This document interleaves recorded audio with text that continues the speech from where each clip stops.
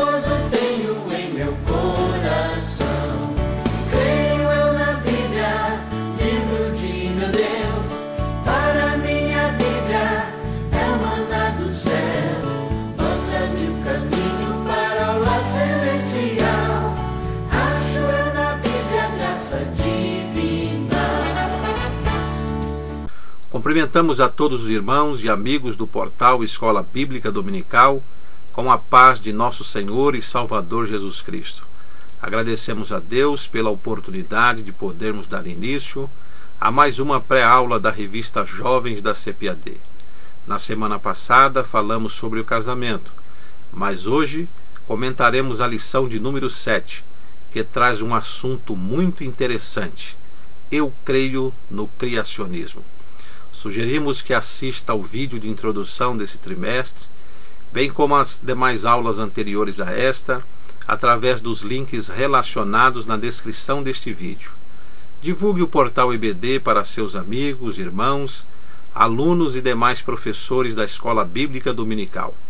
Essa ferramenta foi criada para auxiliar professores e alunos no aprendizado da Palavra de Deus.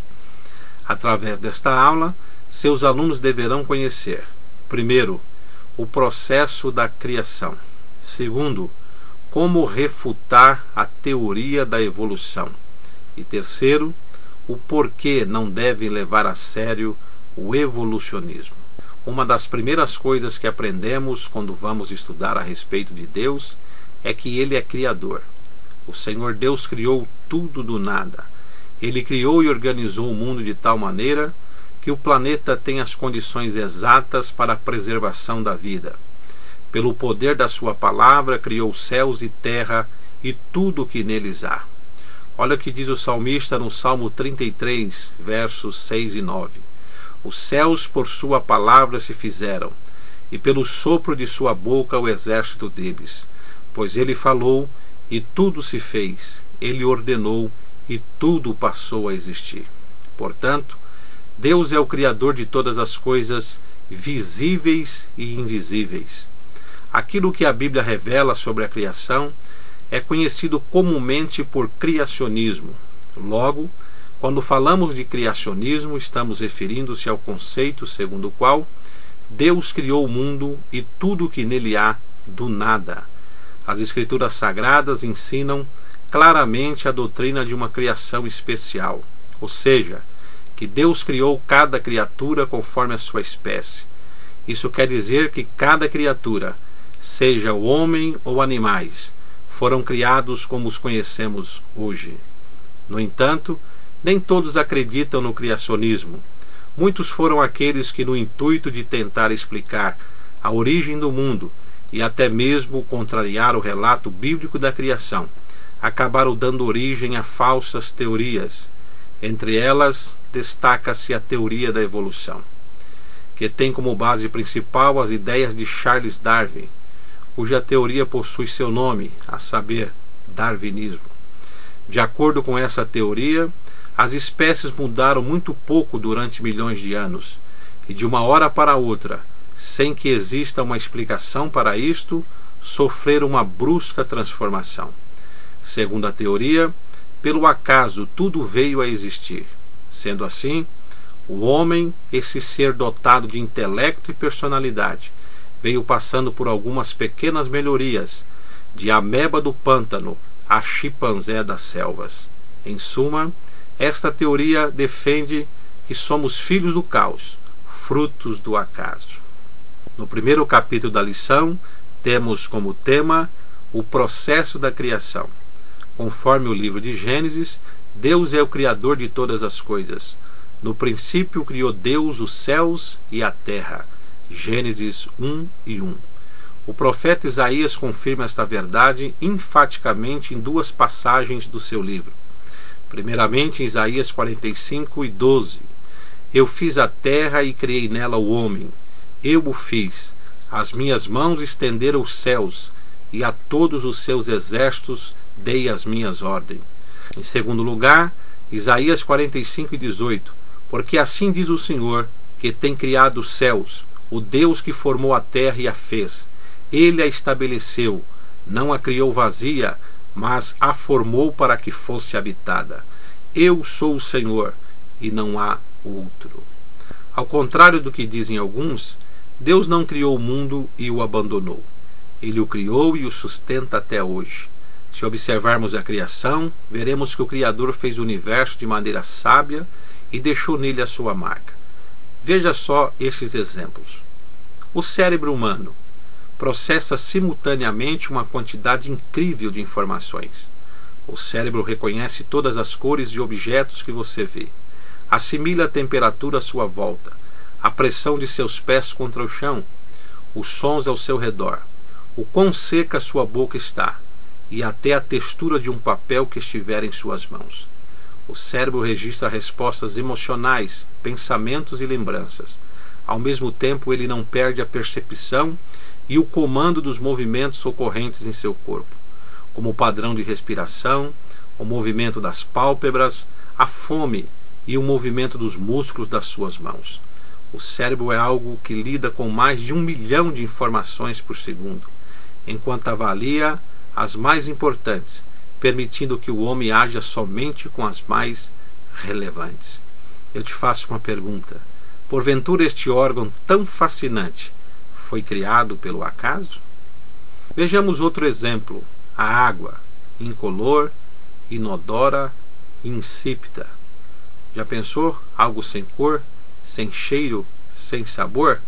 Parece que não serve para nada, mas não é o caso da água. Mesmo sendo incolor, inodora e insípida, ainda assim, nenhum ser vivente pode sobreviver sem ela. Plantas, animais e seres vivos consistem na maioria de água. Você já deve ter ouvido falar que o nosso corpo ele contém 2/3 de água, ou seja, ele é composto por 2/3 de água. Observe por que as características da água são tão particularmente apropriadas para a vida. Primeiro, a água é um solvente universal. Pegue um copo cheio de água e adicione uma colher de açúcar, e nada vai transbordar. A água simplesmente absorve o açúcar. Essa propriedade da água significa que milhares de produtos químicos, minerais e nutrientes podem ser carregados pelo corpo todo e até dentro de vasos minúsculos. Segundo, a água também não apresenta mudanças químicas, sem afetar o composto das substâncias que carrega. A água permite que comidas, remédios e minerais sejam absorvidos e usados pelo organismo. Terceiro, a água congela de cima para baixo, formando uma crosta que flutua, permitindo assim que os peixes, por exemplo, possam viver no inverno. Se acontecesse o contrário, isto é, se a água congelasse de baixo para cima, os seres vivos microscópios, peixes e algas que vivem no fundo dos lagos ou rios, morreriam. Dá para perceber que esse comportamento anormal da água foi bem pensado por Deus, protegendo assim a vida aquática e terrestre que depende dela. Em quarto lugar, 97% da água da Terra encontra-se nos oceanos. Mas em nosso planeta existe um sistema que retira o sal da água e a distribui para todo o globo. É o processo de evaporação que absorve as águas do oceano, deixando para trás o sal. Depois forma nuvens que são facilmente levadas pelo vento, a fim de dispersar pela chuva a água sobre a vegetação, animais e pessoas. Esse sistema purifica e recicla os recursos hídricos do planeta para sustentar a vida aqui. Você já parou para pensar nisso? Nós estamos vivendo uma crise de falta d'água, mas na verdade o que falta é água potável, porque no planeta Terra o que mais temos é água. Deus, através do seu poder, ele faz com que, através do processo de evaporação, sejam absorvida a água do oceano, do mar, sem que esta água seja salgada. O sal fica para trás, vindo somente a água doce. Esse Deus é tremendo. Um outro exemplo que temos da grandeza do nosso Deus é a rotação da Terra em seu eixo. A Terra gira em uma velocidade perfeita, dando uma volta completa a cada 24 horas na sua viagem ao redor do Sol. O resultado é que a crosta terrestre está uniformemente aquecida como um frango no espeto da máquina de assar. Nenhum dos outros planetas do Sistema Solar tem a mesma velocidade de rotação. Por que a rotação da Terra dura 24 horas?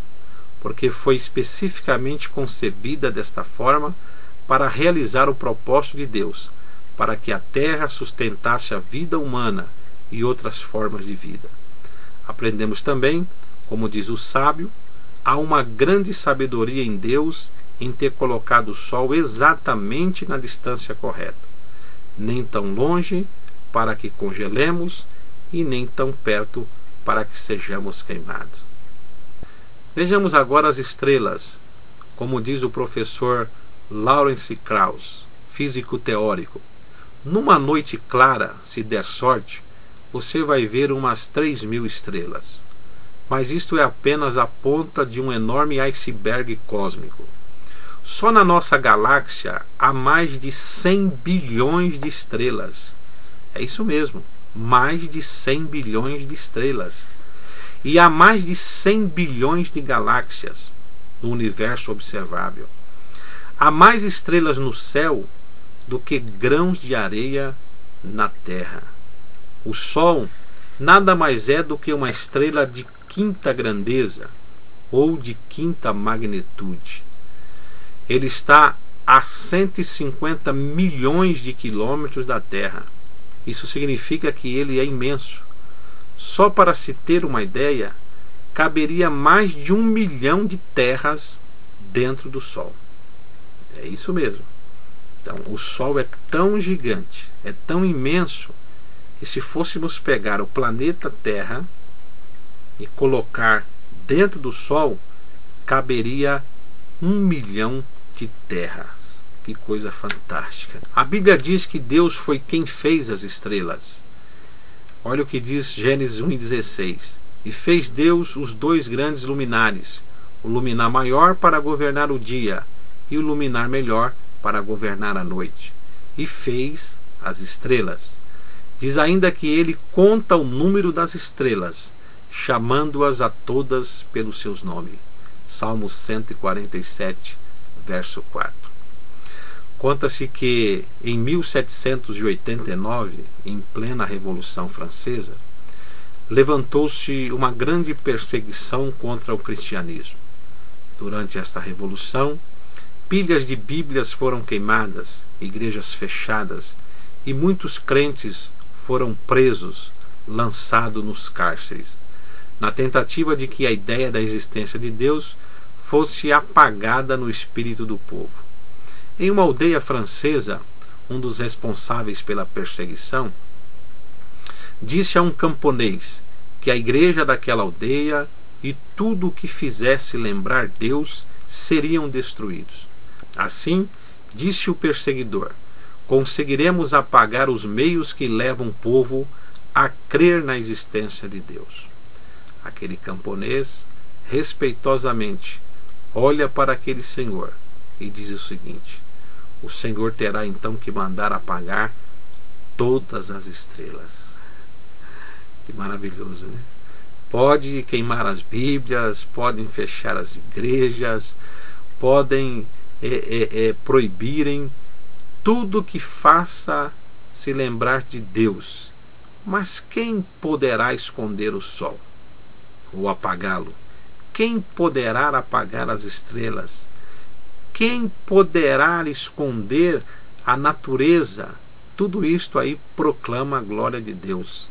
Ninguém pode fazê-lo. Um outro exemplo da obra do Criador é a imensidão do universo. Milhões e milhões de globos celestes a rolar pelos espaços do universo, descrevendo com incrível rapidez suas gigantescas trajetórias, sem nunca se desviarem dos eternos e invisíveis eixos onde foram colocados. Proclamam assim a glória de Deus. A moderna astronomia já conseguiu identificar algumas centenas de milhares de sóis entre a primeira e a 10ª grandeza. O Sol é uma estrela. E não existe só essa estrela. Existem milhares. Os grandes sistemas estelares são chamados de galáxias. Cada uma delas pode agrupar de 1 bilhão a 1 trilhão de estrelas. Chama-se universo o conjunto de tudo quanto existe, incluindo a Terra, os astros, as galáxias e toda a matéria disseminada no espaço. A imensidão do espaço celeste está de tal forma acima da noção de distância usada por nós, seres humanos, que metros, quilômetros e milhas tornam-se medidas quase sem significação ou valor quando aplicadas às gigantescas longitudes existentes entre os astros. Por esse motivo, o sistema criado para se medir essas distâncias chama-se ano-luz. Para que você tenha uma ideia de como esse sistema funciona, basta saber que, em 1 segundo, exatamente o tempo que nós levamos para fechar e abrir imediatamente os olhos, o chamado piscar de olhos, a luz percorre 300.000 quilômetros. Deixa eu repetir. Nesse mesmo tempo que eu e você levamos para dar uma piscada de olhos, a luz percorre 300.000 quilômetros. E por esse motivo que, durante as chuvas com trovões e relâmpagos, vemos primeiramente o raio luminoso riscar o céu, e algum tempo depois é que ouvimos o barulho do trovão. Isto acontece porque o som demora muito mais tempo para chegar até nós do que a luz. Enquanto o som percorre 360 metros em 1 segundo, a luz percorre, no mesmo tempo, 300.000 quilômetros. Que tremendo! Pois bem, apliquemos agora essas informações à grandeza do universo. A Terra está separada do Sol por uma distância de aproximadamente 150 milhões de quilômetros. O mais veloz dos nossos foguetes espaciais levaria mais de 10 anos para chegar lá. Então, se nós pegarmos aqui um foguete espacial em direção ao Sol, gastaríamos 10 anos para chegar lá. Porém, a luz gasta só 8 minutos para percorrer esse imenso espaço que nos separa da estrela solar que nos aquece e ilumina. Então veja, se nós pegarmos um foguete espacial partindo da Terra em direção ao Sol, nós gastaríamos aproximadamente 10 anos para chegar lá. Porém, a luz, ela gasta só 8 minutos para percorrer esse imenso espaço que nos separa da estrela solar que nos aquece e ilumina. Denomina-se ano-luz a distância cujo percurso a luz leva 1 ano inteiro para percorrer, viajando a fantástica velocidade de 300.000 quilômetros por segundo. Isso significa percorrer uma distância 63.000 vezes maior que a que nos separa do Sol. Um ano-luz tem 9 trilhões, 450 bilhões e 800 milhões de quilômetros. Vou repetir. Um ano-luz tem 9 trilhões, 450 bilhões e 800 milhões de quilômetros. Ora, para que se tenha uma ideia do quanto as distâncias do universo são imensas, basta saber que Alfa do Centauro, a estrela mais próxima da estrela que nos ilumina, ou seja, o Sol mais próximo do nosso Sol, está distante da Terra em cerca de 4 anos-luz. é o nosso vizinho mais próximo. Olha que fantástico. Então, nós temos aí um Sol vizinho do nosso Sol, que é o Alfa do Centauro. Ele está distante da Terra a cerca de 4 anos-luz. Para calcular isso aí, pega uma calculadora de 12 dígitos, porque a minha aqui não consegue fazer esse cálculo. Você vai pegar então 9 trilhões 450 bilhões e 800 milhões de quilômetros e vai multiplicar por 4. Aí você vai ver que distância está Alfa do Centauro do planeta Terra. É maravilhoso. Dá para entender porque o salmista diz: os céus proclamam a glória de Deus e o firmamento anuncia as obras das suas mãos? Salmo 19, verso 1. Poderíamos citar aqui outros exemplos, mas por questão de tempo e espaço, mencionamos apenas estes. Todavia, sugiram que vejam os vídeos do pastor Silas Malafaia, Criação versus Evolução, e do pastor Paulo Júnior, Os Atributos de Deus, Onipresença, Onipotência e Onisciência, onde eles dão muitos outros exemplos das obras deste Deus Criador. Como cita o escritor Jefferson Magno Costa em seu livro Provas da Existência de Deus, por sinal, um excelente livro, se você puder, adquira, e é deste livro que eu tirei a maioria desses exemplos. Ele diz então: as pegadas do Criador impressas na criação são por demais luminosas para que não sejam vistas. O escritor francês Montelet Claudius dizia que não era filósofo, mas nunca atravessava um bosque sem pensar naquele que fizera crescer aquelas imensas árvores. Vinha-lhe sempre de longe o pressentimento da existência de um ser supremo e desconhecido. Sim, pois Deus nunca deixou de dar testemunho de sua existência. Toda a criação é um livro aberto, que em linguagem silenciosa, mas bastante clara, torna visível a nós o invisível.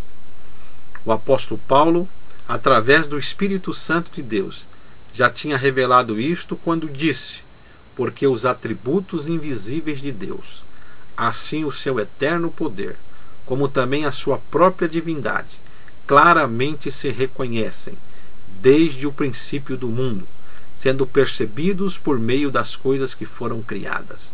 Tais homens são por isto indesculpáveis. Romanos 1 e 20. Como dizia o salmista, somente um louco para negar a existência de Deus. Salmo 14, verso 1.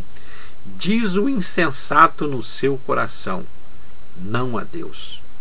Darwin e o evolucionismo é o segundo assunto do capítulo 2 da nossa revista.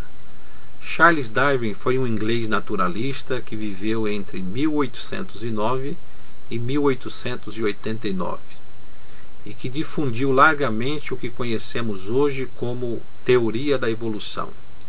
Esta teoria é baseada em sua obra intitulada A Origem das Espécies, lançada em 1859. O evolucionismo se sustenta no darwinismo, que é a teoria de Charles Darwin, e tem como marco de partida a afirmação de que o homem e os animais em geral possuem um princípio comum, isto é, tanto o homem quanto os animais procedem de um mesmo tronco, e que hoje homem e animais são um somatório de mutações sofridas no decorrer dos milênios. Em suma, o homem de hoje não era homem no princípio. Dessa teoria surgiu o estúpido ensino de que o homem de hoje é um macaco em estágio mais desenvolvido que os outros macacos. E para produzir maior confusão, a teoria da evolução coloca o início da vida humana há milhões de anos, muito antes do tempo sugerido pela Bíblia como época do início da vida humana na Terra. Daí vem o ensino absurdo quanto ao homem da caverna, o homem de Neandertal e outros mais.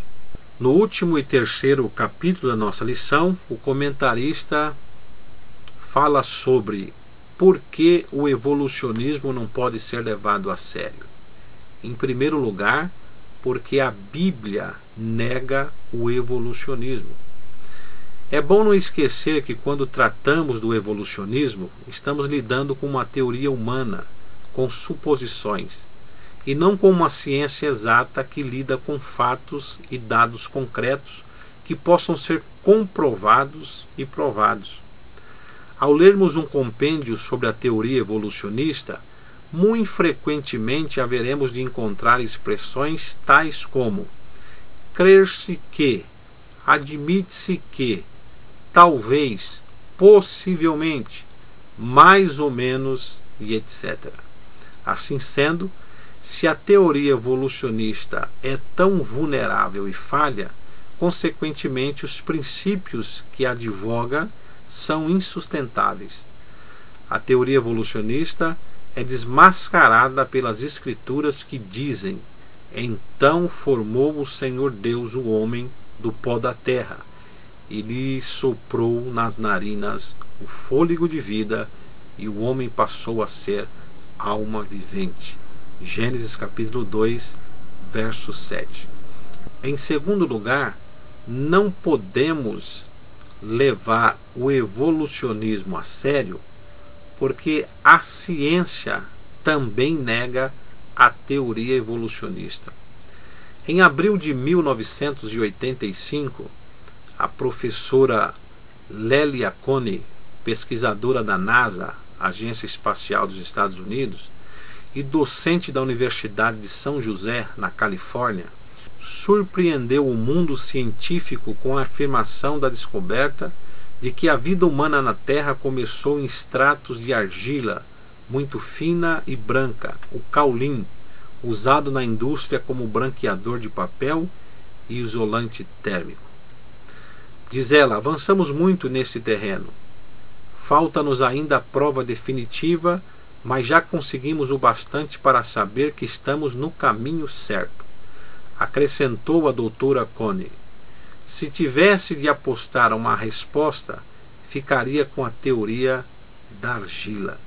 Deixando os termos científicos de lado, em outras palavras, essa doutora estava dizendo: se eu tiver que apostar uma resposta entre o criacionismo e o evolucionismo, eu fico com o criacionismo, porque ela descobriu que o ser humano, a sua composição, seu corpo, é originário da argila, da terra, como a Bíblia diz, que Deus criou o homem do pó da terra.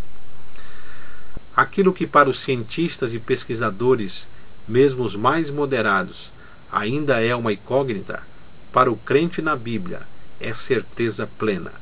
O homem foi formado do pó da terra. Gênesis 2:7. O homem já foi formado homem. O chamado homem de Neandertal, o homem de Heidelberg e etc. não tem em si o mínimo de prova de que o homem no princípio tivesse em si as características de um macaco encurvado. O africano de elevada estatura, o pigmeu, o asiático de nariz achatado, o negro com suas características distintivas, todos são variações comuns dentro da família humana. Assim, também o homem da antiguidade variava de um para o outro e também se diferenciava de nós hoje em dia. Segundo a teoria evolucionista e algumas camadas do criacionismo, a história do homem na Terra vai até 1.750.000 anos. Não há dúvida de que esses dados são absurdos, principalmente se partirmos do princípio que a história do homem na Terra não pode ser superior a 6.000 anos, mesmo levando em conta não sabermos como o tempo era contado antes do dilúvio. Em terceiro lugar, não podemos levar o evolucionismo a sério, porque, no fundo, Charles Darwin cria na existência de Deus. Quando o naturalista inglês Charles Darwin faleceu, seu filho Francis Darwin publicou um livro, A Vida e a Correspondência de Charles Darwin. Em uma de suas cartas, datada de 2 de abril de 1873, Darwin escreveu: "Posso dizer-vos que a impossibilidade de considerar este magnífico universo, que contém o nosso eu consciente, como obra do acaso, é para mim o principal argumento em favor da existência de Deus." Em outra carta, datada de 3 de julho de 1881, Darwin confessou ao seu amigo: "Devo dizer-vos que em vosso livro Pretensões da Ciência expressastes a minha profunda convicção, e mesmo mais eloquente do que eu saberia fazê-lo. Isto é, que o universo não é e nem pode ser obra do acaso." Porém, a frase que se destaca neste livro sobre Darwin é esta sua declaração: "Por piores que fossem as crises que atravessei, nunca desci até o ateísmo, nunca neguei a existência de Deus." O verdadeiro homem da ciência prefere repetir as palavras do salmista, que há muitos anos disse: "Os céus proclamam a glória de Deus, e o firmamento anuncia as obras de suas mãos." Salmo 19, verso 1. Leamos o testemunho dos cientistas, desses homens cujas cabeças se embranqueceram no estudo da ciência.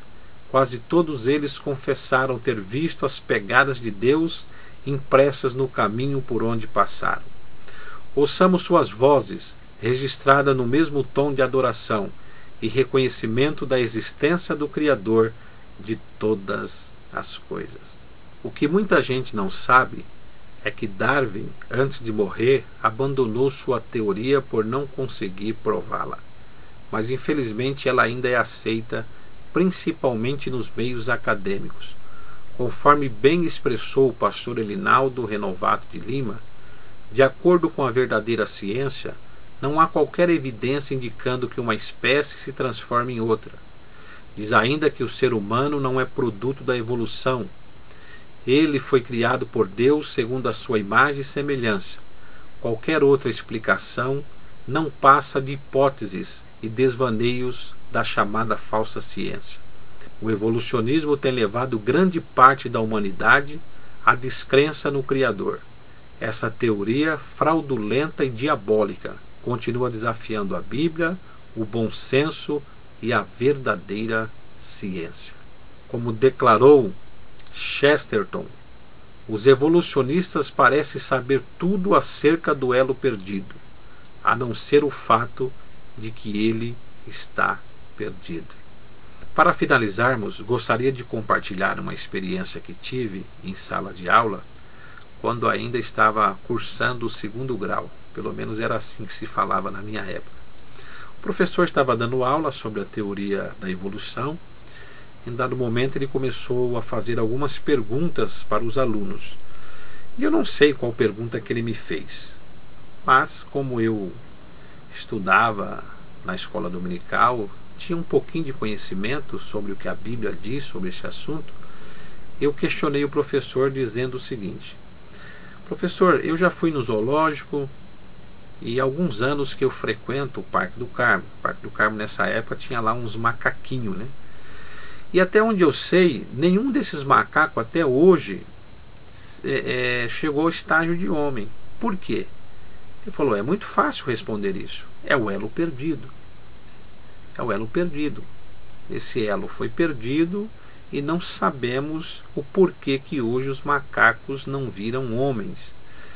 Naturalmente eu respondi para ele: "Mas como é que perderam o que nunca foi achado?"